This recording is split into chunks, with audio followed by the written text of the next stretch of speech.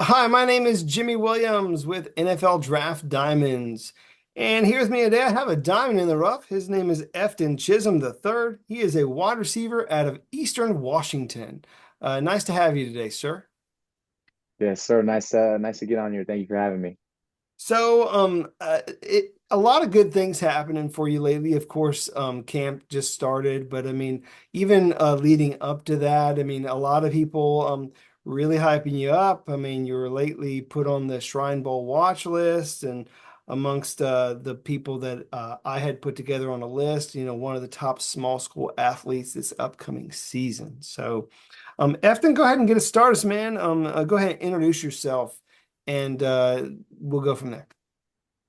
Yeah, just like you said earlier, Efton Chism III. I come from Monroe, Washington, so it's about 45 minutes north of Seattle. A small little town. I love it up there. We're Bearcats, so we bleed orange is what we call ourselves, is what we say. So that's awesome. Love it there. Um, Came to Eastern during COVID, that 2020 year. Got to play with some great players here. Eric Berrier won the Walter Payton. Tilo Lima Jones, great receiver I got to look up to, and kind of he was my mentor my first couple years. But I'm glad to be here now and going into my senior year. I'm really excited with the group we got, and can't wait to get after it. Yeah, I mean, playing out there at Eastern Washington, very explosive offense. And it's the red turf, right? That's what you Yeah, guys are known yes, for. sir.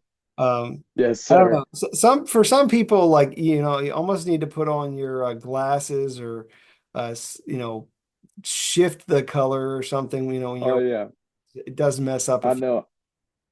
I Um, know when my grandparents are watching the red jerseys on the red fields, a little hard for them to see, but it's still funny. They enjoy it.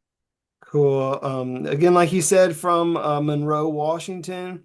I went to high school there, along with football, seemingly playing everything you possibly could get your hands on in high school.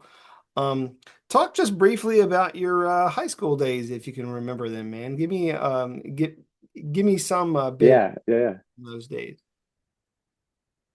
Yeah. So like even just growing up, I played baseball, basketball, soccer. That was what I was doing growing up. And I got all the way up into high school, and my parents didn't let me play football at all. No flag, no nothing. So I got to eighth grade. Eighth grade was the first year I got to play football. They're like, yeah, you can play football. I'm like, all right, cool. So then it was during soccer because high school sports, it's a little different, but middle school I was good. So I got to play football eighth grade. I loved it.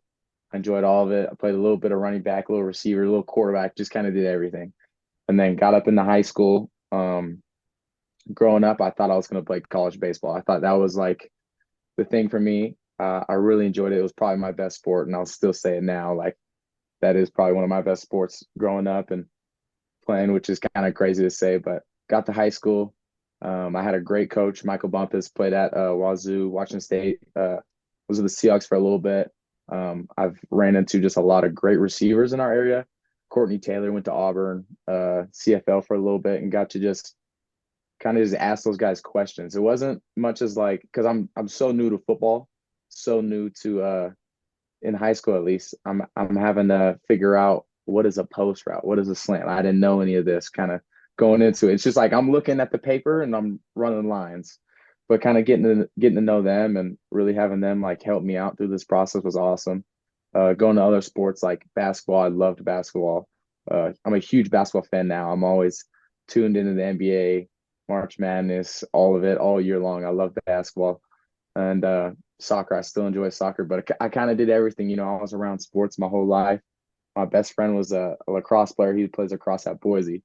So I almost started playing lacrosse too one year. It was close. Hmm. And then COVID happened. And it was like, all right, we're just not going to do it. But, it was fun. I think playing a bunch of different sports growing up and kind of doing all of it really helped me as a football player because I know a lot of people that play football when they're peewees and all of a sudden they get to high school and they're burnt out. They don't want to do it anymore, or just a lot of like extra stuff that these young kids had to deal with so much like especially being like a middle school kid having so much pressure playing pee wee football. Like I don't. It was tough. I saw some of my friends really struggle with that as I got older, But then, yeah, like I was saying, sports has been huge for me. It has shaped and guided me to like kind of the man I am today. And I couldn't be more thankful just for my parents for pushing me to do all of them, even doing track towards my end of my year before COVID shut it down. But it was awesome. I just love sports. I think I'm just a sports guy. Well, I think a lot of guys are in general. It's just some of us are blessed enough to play, and some of them sit behind a desk and watch others play. That's at least maybe the situation that I'm in, you know what I mean? But yeah, again, played a little bit of everything. And even you yourself said that there are other sports that you could have played even outside of football. So I got to ask, what is it about football that you love the most, and why did you ultimately choose that? I'd say just like the pace of the game, the different variables of the game. Like when I was playing baseball, like yeah, there's different pitches and different situations in the game, but you can get two fastballs down the middle in a bat, and it's like it's kind of it was like kind of just repetitive. And I just when I got to football, it was like every snap, 6 seconds, it's a different snap, different situation. I'm doing something different, and it was fast. I was running around, and it was just learning something new. I think the challenge of learning something new and really having to focus in and like really like pay attention to what was going on was huge for me. I think it was a especially being like that preteen, like just kind of understanding football. I think it was cool. It was awesome. That's why I really enjoy football. Now it's just more I love like the brotherships and the ability just to go out there and kind of have fun and enjoy. And I can look left and right and I can see, man, I love all these guys around me. Like, let's just go do what we know how to do. So yeah.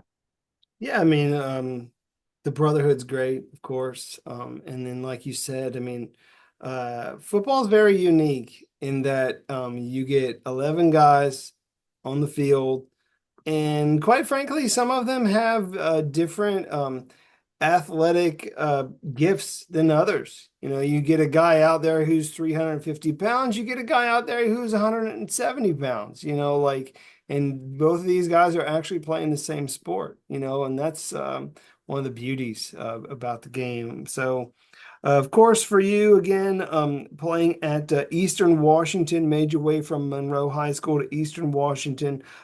Talk about maybe perhaps the reason you chose Eastern Washington and what that school ultimately means to you.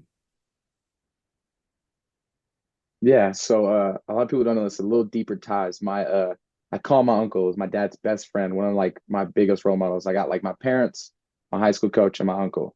He actually went to Eastern, played here, was all American here. So that like that right there, I was like, man, my dream school growing up, like it sounds crazy when I tell people this. Like I wanted to go to Eastern.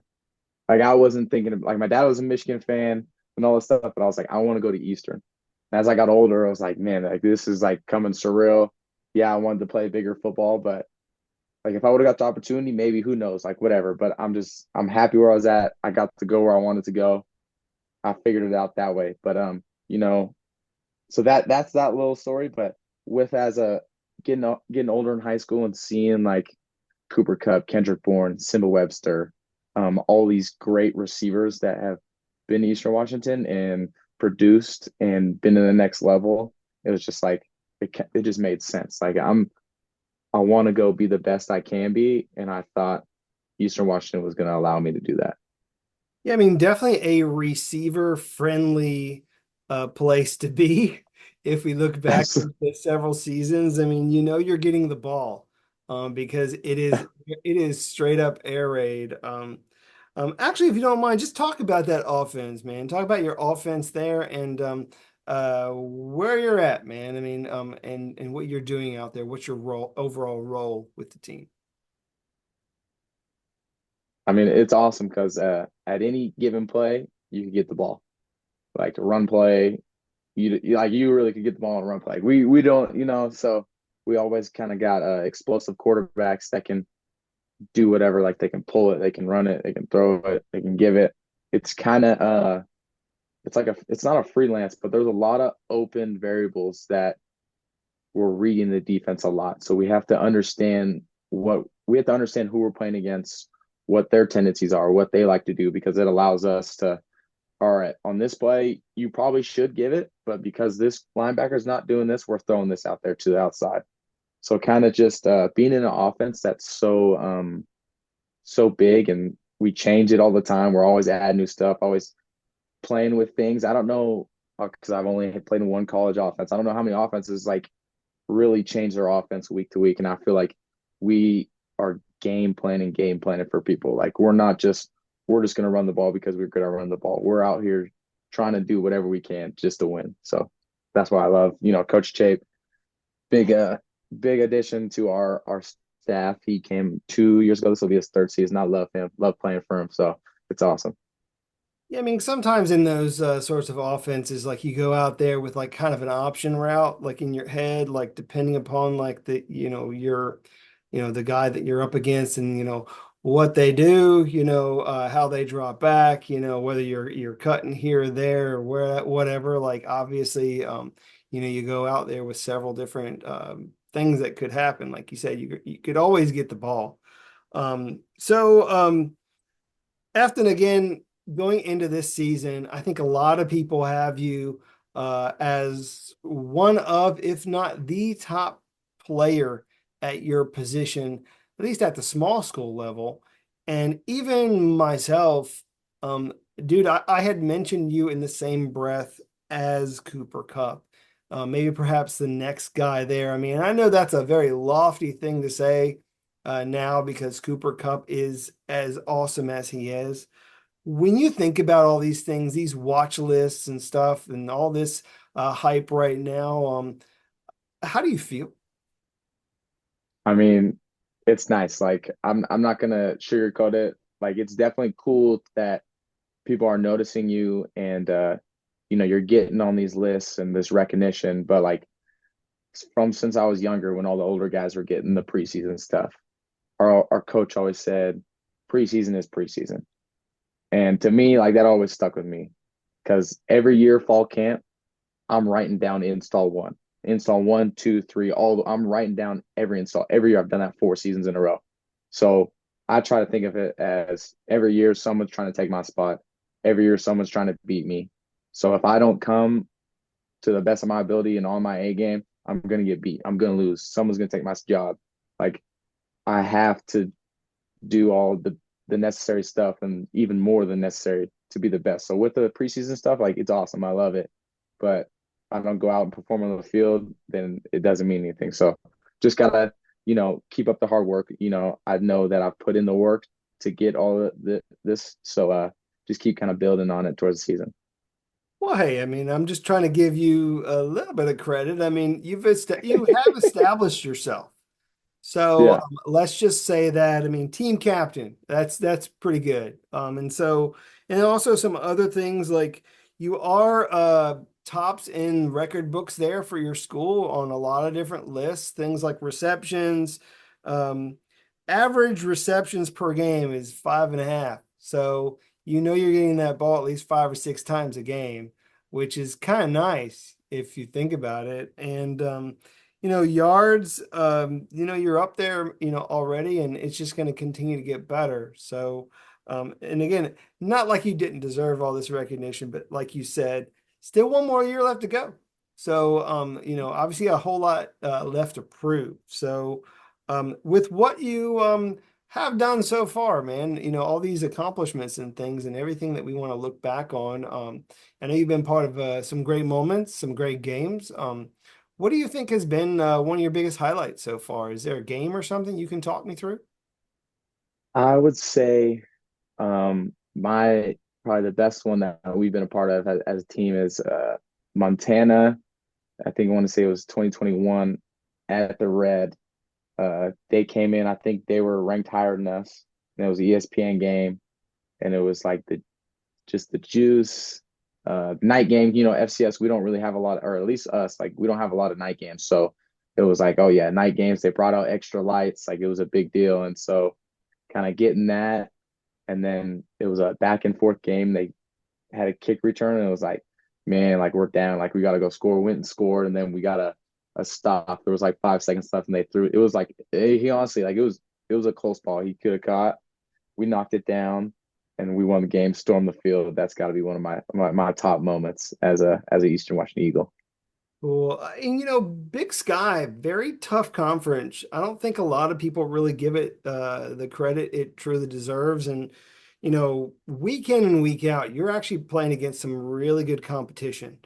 Like you said, I mean, you're playing against Montana, dude. Those guys are tough as nails, of course. And so, I mean, you Yeah, have to get out there, you absolutely. have to, you know, establish yourselves, put up as many points as you can and just pray to God that you can stay there, because that's kind of how things roll. But I mean, I know as of late, you guys haven't had maybe had some success that you haven't had in a couple of seasons. But that doesn't mean that you guys don't have great talent all across your team. How are you guys going to get to the point where you can win a conference championship and where you can move forward into the playoff and better things? Like, how is that going to have to look this upcoming season? Yeah, I mean, I think it starts with relying on everyone. You know, even if as an offense, we got to rely on all the offensive players, but we got to let the defense know that we're counting on them just as much as they should be counting on us. Like it's not an offense defense thing. It's a it's a team thing. It really is. Like if you're not a one, you still mean something to the team. If you're a two or a three, if you're given a bad look during the week, we're not going to be ready for the game. So just kind of getting everyone to know, like as players wise, like and we all got to do everything we can to win games because if we just go through the motions, we're not going to be good. And we kind of talked about it a couple of days ago. Like just because it's a new year doesn't mean we're going to be a better team.